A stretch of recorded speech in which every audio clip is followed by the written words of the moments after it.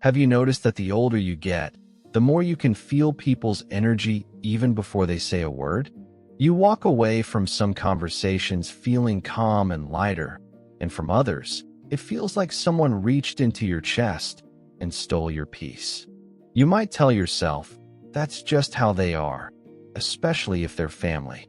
But as the years go by, that constant emotional strain doesn't just disappear. It builds up. It starts showing up in your sleep, your mood, and even in your health. That's why, in this video, we're going to talk about 5 kinds of people you must distance yourself from in your later years if you want to protect your peace, even if they share your last name. This isn't about becoming cold or selfish. It's about finally understanding that your time, your energy, and your sanity are limited, and not everyone deserves a front row seat in your life. Some people bring comfort, laughter, and genuine care.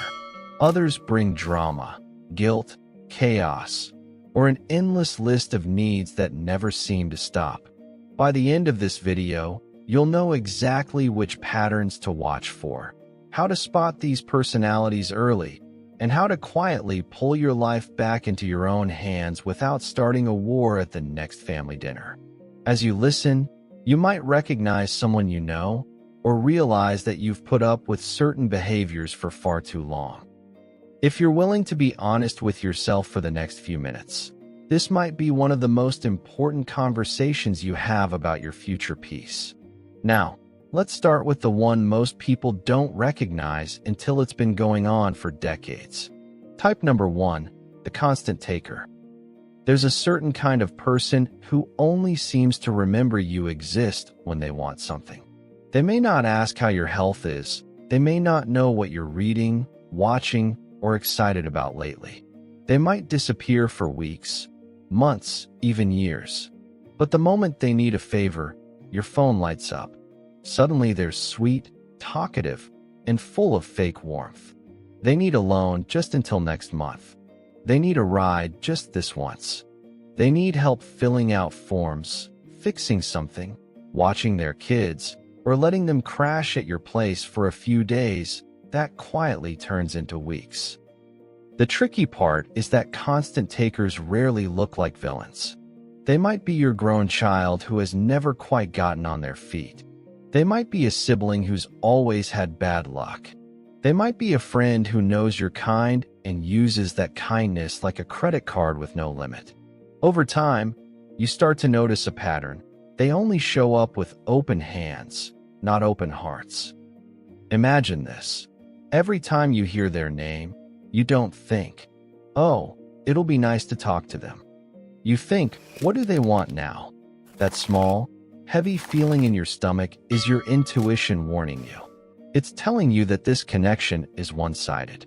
And as you move into your later years, those one-sided relationships cost more than they ever did before.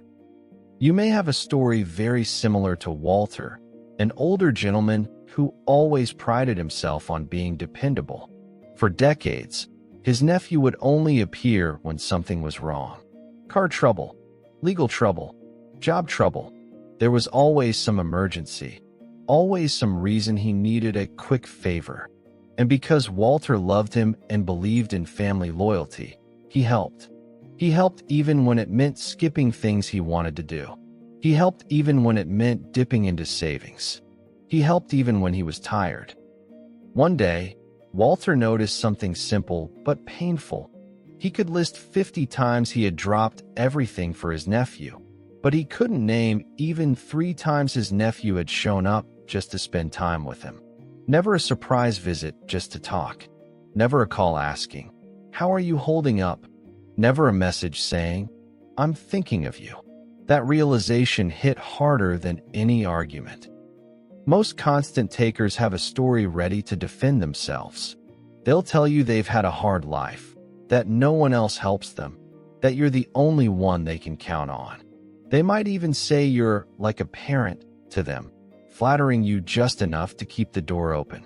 But watch what they do, not just what they say. Do they ever show up when you're the one in need? Do they ask questions about your life when they don't need anything? Do they keep their promises once the crisis has passed? Constant takers don't always scream, insult, or criticize. They drain you in polite ways. They thank you. They smile. They may even hug you. But the relationship is still a transaction where one person keeps paying and the other keeps taking. And when you're older, your energy is not something you can throw at every problem around you. The danger isn't just financial or physical, it's emotional. When you spend years being the person who always says yes, you slowly forget what it feels like to choose yourself. You start believing your role in the family is to fix, to rescue, to provide. Meanwhile, your own needs get pushed to the bottom of the list so often that you eventually stop writing them down at all. If you're wondering whether someone in your life is a constant taker, ask yourself two simple questions. Do I feel lighter or heavier after I help them? And would they show up for me if I couldn't give them anything? Your answers will tell you more than their words ever will. Protecting your peace means accepting a hard truth. You are allowed to say no, even to people you love. You are allowed to let the phone ring. You are allowed to answer, "I can't help with that this time." You don't have to give a long explanation. You don't have to feel guilty for not solving someone else's crisis. And when you start doing that, you'll notice something shift inside you. You'll feel lighter. You'll feel more present in your own life. You'll realize how much space those constant emergencies were taking up in your mind. When you distance yourself from constant takers, you're not abandoning them. You're simply refusing to abandon yourself. And that decision opens the door to something powerful, relationships built on respect, not dependency. But constant takers are only one kind of threat to your peace. Some people don't just pull from your time or money. They pull from your emotions, twisting them until you question your own reality. Type number 2, the emotional manipulator. Emotional manipulators are experts at getting what they want without ever having to raise their voice. They don't shout. They don't slam doors. They don't have to. Instead, they use guilt, silence, and carefully chosen words to keep you walking on eggshells. Every time you make a choice that benefits you, they find a way to make you feel selfish for it. You might hear phrases like, "After everything I've done for you, you're really going to do that?" Or, "I guess I just don't matter anymore." Or, "Must be nice to have all that free time while I'm struggling." The words sound soft, but the message underneath is sharp. You are responsible for my feelings. You are not allowed to put yourself first. This can show up as a grown child who expects you to watch their kids every weekend and sulks if you say you're tired. It can be a friend who only feels close to you when you're listening to their problems, but suddenly acts distant when you're doing well. It can even be a sibling who reminds you of old mistakes whenever you try to set a boundary, as if your past means you're not allowed to say no in the present. Sometimes they won't even use words at all. They'll use long silences, heavy sighs, or that disappointed tone that makes you feel like a teenager again. You find yourself explaining and explaining, trying to prove you're not a bad person, trying to convince them that you still care. Meanwhile, they sit back and let you work harder and harder to earn a love that should never have conditions attached to it in the first place. The most dangerous part is how subtle this can be. Emotional manipulators are often charming in public. People may say, "They're so nice," or "You're lucky to have them." But behind closed doors, you're constantly explaining yourself, apologizing for things you didn't do, or changing your plans to keep them from being upset.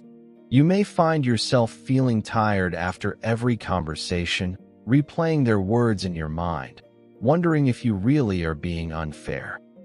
Think of Ruth, a woman in her late 70s who loved simple pleasures, a quiet cup of tea, a trip with friends, a peaceful afternoon with a book. Anytime she made plans that didn't involve her eldest daughter, the guilt would begin. "Oh, I didn't realize you had so much energy for travel," her daughter might say. I wish you had that energy when I needed help last month. Or, I'm glad you have money for vacations. I just wish you'd been that generous when I was younger. None of these comments were direct demands, but the impact was clear. Ruth felt she had to keep proving her love over and over by sacrificing things that made her happy. Emotional manipulators learn fast. The more you bend, the more they push. The more you explain, the more they twist your words. And as you age, this constant stress can wear down not just your spirit, but your body. There's a simple test you can use here too.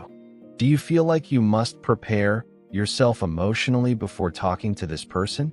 Do you rehearse what you're going to say because you know they'll make you feel guilty if you're not careful? Do you feel anxious after hanging up, wondering if you upset them? If the answer is yes, you're probably dealing with emotional manipulation, not healthy connection. Protecting your peace from emotional manipulators doesn't always mean cutting them out completely. Sometimes it's about changing the rules of engagement.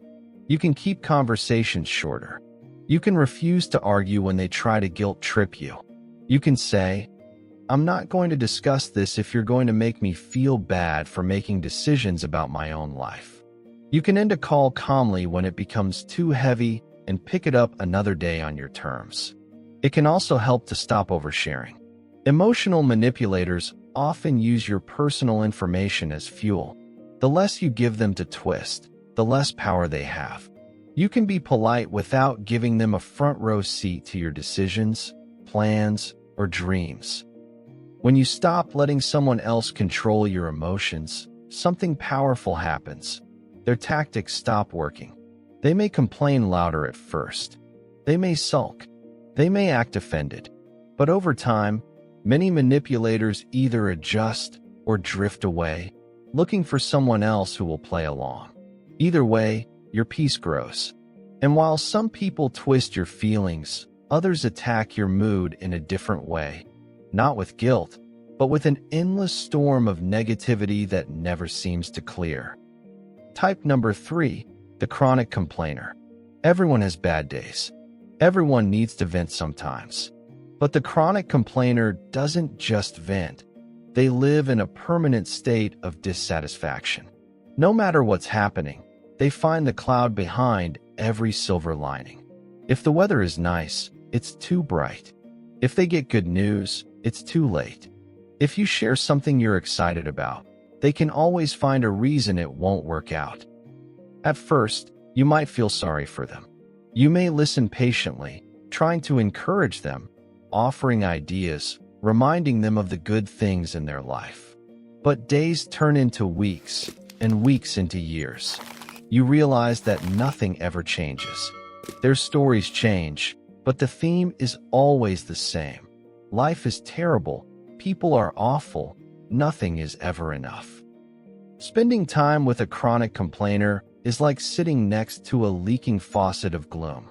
Each drip doesn't seem like much, but over time, it soaks everything. You might not notice it in a single conversation, but afterward, you feel heavier. You feel less hopeful. You begin to see problems where you used to see possibilities. This can be especially draining as you get older.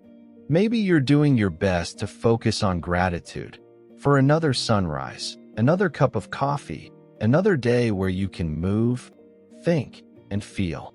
Then the chronic complainer calls, and by the time you hang up, it feels like your appreciation has been replaced with worry and frustration. Consider Stanley, who tried to stay upbeat in his 80s. He enjoyed small routines, watering his plants, chatting with neighbors, watching his favorite shows. But several nights a week, his cousin called with a familiar script. The doctor was useless. The news was terrifying. The neighbors were rude. The food was bland. The government was a mess. Every topic became another reminder that the world was getting worse. Stanley noticed that after these calls, he wasn't just tired. He was less interested in the things he loved. He started postponing walks. He caught himself repeating some of his cousin's complaints. He realized her words were slowly becoming his thoughts. Chronic complainers often believe they are just being honest or telling it like it is. They may roll their eyes at your joy. They may tell you that you're naive for being hopeful. Over time, you might start hiding your good news because you don't want it to be torn apart. You might share less of your dreams because you're tired of hearing, "That will never work," or "Why bother?" The truth is, you are not required to be the emotional trash can for someone else's constant dissatisfaction. You can care about them and still protect yourself. You can say, "I'm sorry you're going through that, but I can't talk about such heavy things tonight." You can gently change the subject. You can shorten calls. You can even choose to let the phone go to voicemail and call back when you have more strength, or sometimes not at all. One powerful shift is to notice how much of your daily conversation is taken up by complaining, theirs or yours. When you step back from that habit, you create space for something else. Memories, stories, gratitude, plans, or even comfortable silence. You start to remember that there's still beauty left in your days, even if life isn't perfect. Chronic complaining is contagious, but so is peace. When you step back from the endless stream of negativity, your mind has room again for appreciation, curiosity, and hope. And you'll need that hope, because another type of person chips away at your confidence in a different, quieter way. Type number 4, the subtle critic. Unlike the obvious bully, the subtle critic doesn't usually yell, insult, or explode. Instead, they specialize in comments that sound harmless but land like tiny darts. "You look tired. Is that what you're wearing? I would never do it that way. But if it works for you." They smile, they shrug, they act surprised, but somehow, after talking to them, you feel smaller. The subtle critic may be a son or daughter who always has a suggestion about how you should eat, dress, or spend your time. It might be a friend who's always a little shocked by your choices. It might be a relative who compares you to other family members. "You know your sister never would have let her house look like this," or "Your brother's kids visit him every week. You must have done something right with them." Individually, each remark might seem too small to make a fuss over. If you speak up, they might say, "Relax, I was just joking," or "You're too sensitive," or "I'm just trying to help." But over months and years, these tiny stings add up. They chip away at your confidence until you find yourself asking for permission to live your own life. Think about the hobbies you enjoy, the clothes you like, the small routines that give you comfort. Now imagine having someone around who always makes you question those choices. You pick up your paintbrush, and you remember the time they said your art was cute for someone your age. You order dessert and hear their voice saying, "Are you sure you should be eating that?" You share a story, and they interrupt with, "No, that's not how it happened," as if your memories don't belong to you. The danger of the subtle critic is that their voice can become your inner voice. You start criticizing yourself before they even get the chance. You talk yourself out of joy before you've even tried something new. In your later years, when you should be enjoying the freedom to be fully yourself, you end up shrinking to fit someone else's idea of who you should be. Subtle critics often hide behind the excuse of honesty. They'll say, "Do you want me to lie to you?" But there's a big difference between honesty and harshness. Honesty can be kind. It can be thoughtful. It can lift you up even when it tells you the truth. The subtle critic isn't trying to lift you up.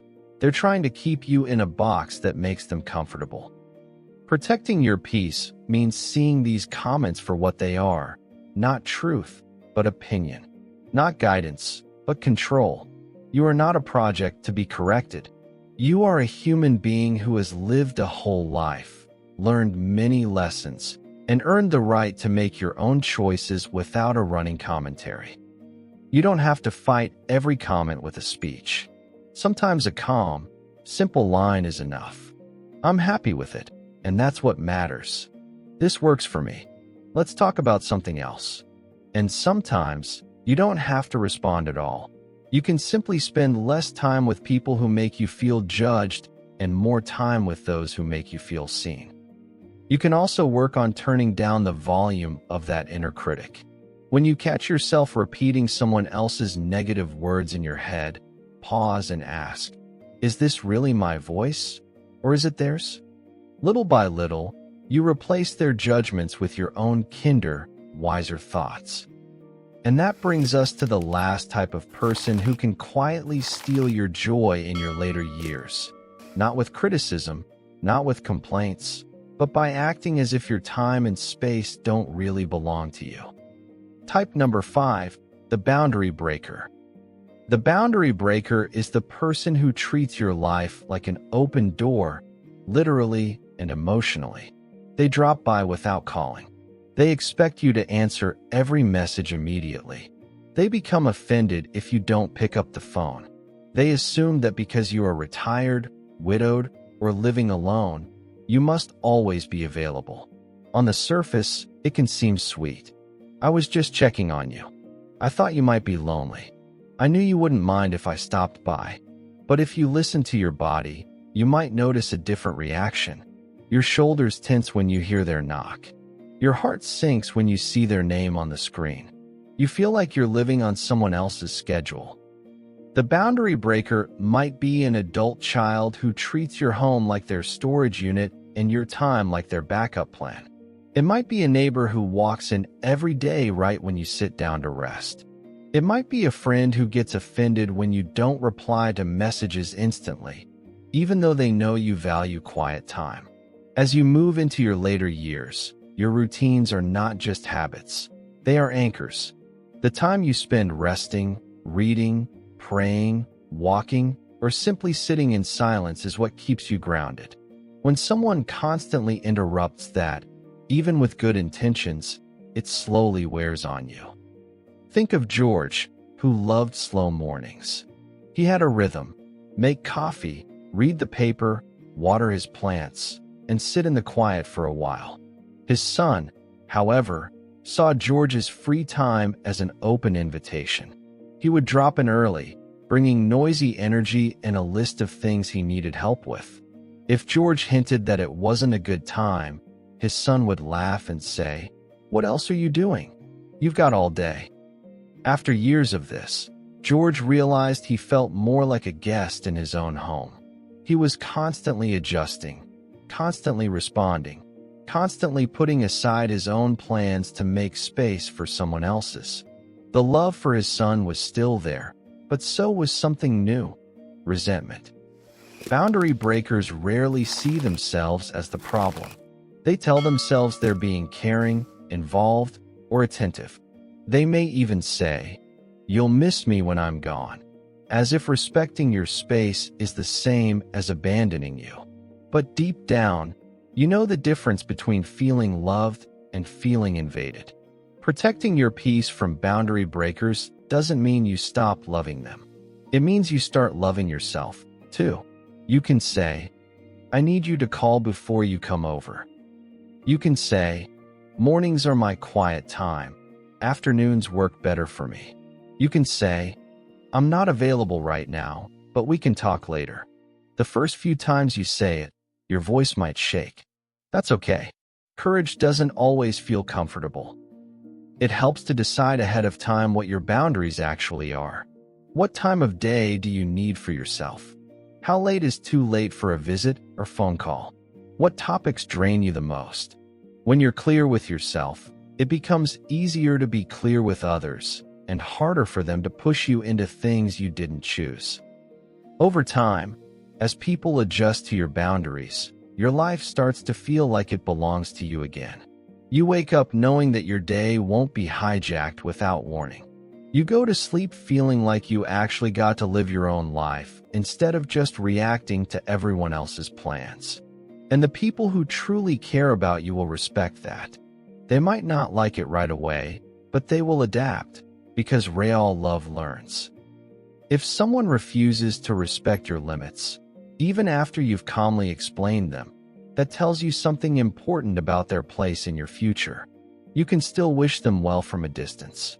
Not everyone who's been part of your story deserves a role in every chapter. Now that you've seen how these 5 patterns work, the big question is, what do you actually do about them without turning your life into constant conflict? Think of it as a 3-step process. Notice, decide, and act. First, you notice how you feel around each person, not what you think you should feel, but what you honestly feel in your body. Tight chest? Headache? Dread when their name appears on your phone? Those are clues. Second, you decide what role you want that person to have in your life going forward. Closer, the same, or further away. Third, you act in small, consistent ways that match that decision. Fewer visits, shorter calls, clearer limits, more time with people who light you up instead of wearing you down. You don't have to turn every relationship into a dramatic confrontation. In fact, quiet changes are often more powerful. You can stop explaining yourself so much. You can answer later instead of right away. You can say, "That doesn't work for me," and leave the silence sitting there. You can politely decline invitations that you know will leave you drained for days. Over time, your choices send a message: my peace matters now. It also helps to build, slowly and intentionally, a circle of people who bring calm instead of chaos. Maybe that looks like a neighbor you have tea with once a week, where you laugh more than you complain. Maybe it's a small group from your community or place of worship. Maybe it's an old friend you reconnect with because you realize they always leave you smiling. When you start filling your life with these kinds of connections, you'll find it easier to step back from the ones that harm you. Not because you're suddenly strong, but because you finally see the difference. And one more thing. Be gentle with yourself if you realize that sometimes you've been the constant taker, the chronic complainer, or the subtle critic in someone else's story. We all fall into unhealthy patterns when we're scared, lonely, or in pain. The good news is awareness gives you a choice. You can apologize where it's needed. You can listen more instead of demanding. You can practice gratitude instead of constant complaint. Protecting your peace isn't just about creating distance from others. It's also about becoming the kind of person you'd want around in your own old age. Before we wrap up, take a breath and think about these 5 types: the constant taker, the emotional manipulator, the chronic complainer, the subtle critic, and the boundary breaker. Maybe one of these stood out immediately. Maybe you realized that you've been surrounded by more than one of them for years. Maybe, if you're really honest, you saw a little bit of yourself in one of these descriptions, too. None of this is about blame. It's about awareness. You can't change what you don't see. Once you recognize these patterns, you get to decide what happens next. You might choose to distance yourself from certain people. You might keep them in your life, but limit how often you talk or what you talk about. You might have one honest, uncomfortable conversation that changes the way you relate to each other.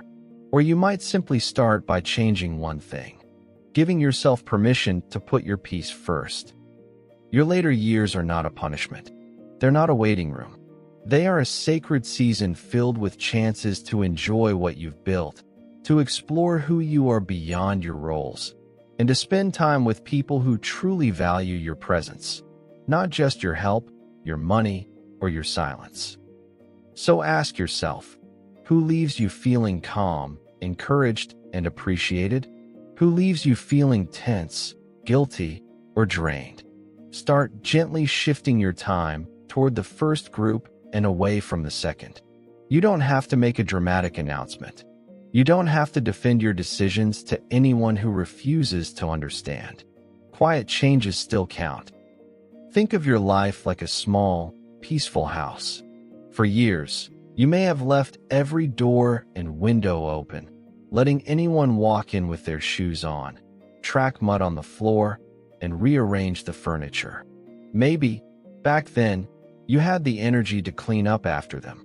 Maybe you were raised to believe that good people never close the door on anyone.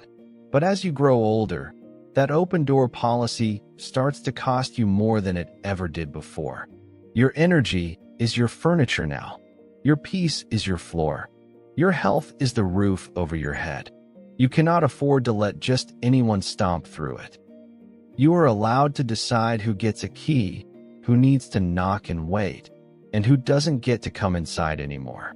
Some people may grumble when you change the rules, especially if they benefited from the old ones. They might say you've changed. They might say you're distant. They might tell others that you're not the same. And in a way, they'll be right. You are not the same. You are wiser. You are clearer about what hurts you and what heals you. You're no longer willing to sacrifice your inner calm just to keep the peace on the outside. Whenever guilt starts to creep in, ask yourself a simple question. If I keep living exactly like this for the next 5 years, will I feel more alive or more exhausted? Your answer will tell you whether the boundaries you need to set are optional or urgent. Peace doesn't just happen in old age. It's not automatically delivered with the number of birthdays you've had. It's something you choose, protect, and defend gently, day after day. If you'd like a simple challenge, try this. Over the next week, notice how you feel after each phone call, visit, or message. You don't need to judge anyone. Just notice. Then ask, is this a relationship I want more of or less of? Little questions like that can lead to big shifts over time. Remember this, protecting your peace isn't rude. It isn't selfish. It's wise. You have walked through too many storms, survived too many losses, and learned too many lessons to let the wrong people steal the peace you've earned. Surround yourself with those who respect your time, listen to your heart, and cheer for your joy. Let the rest fade into the background. If no one has told you this lately, let me say it clearly. You are allowed to grow, even now. You are allowed to outgrow relationships that run on guilt instead of love. You are allowed to want quiet instead of constant drama. You are allowed to choose people who bring you peace over people who simply share your blood. Family can be a beautiful blessing, but it can also be a heavy chain when old patterns never change. The courage to step back doesn't mean you love people less. It means you finally love yourself enough to stop letting their chaos rule your days. You don't have to fix everyone. You don't have to be the referee, the banker, the babysitter, the therapist, and the emergency contact for every single person who has your number. You've carried enough. You've proven enough. The years ahead are not owed to everyone else. They belong to you. And the more you protect your inner calm, the more present and loving you can actually be with the people who truly value you. As you listen to all of this, maybe one name keeps popping into your mind. Maybe a face. Maybe a conversation that still makes your chest tighten. Take that as a signal, not to panic, but to begin. You don't have to solve it all tonight. You just have to take one small step toward protecting your peace. One brave no, one shorter visit, one honest sentence where you finally say what you need. Easy. Thank you for spending this time with me today. If this message spoke to you, let me know by sharing one small change you're ready to make to protect your peace. And if you want more conversations like this, honest, practical, and focused on helping you live lighter, remember to follow, stay connected, and keep choosing yourself, one boundary at a time.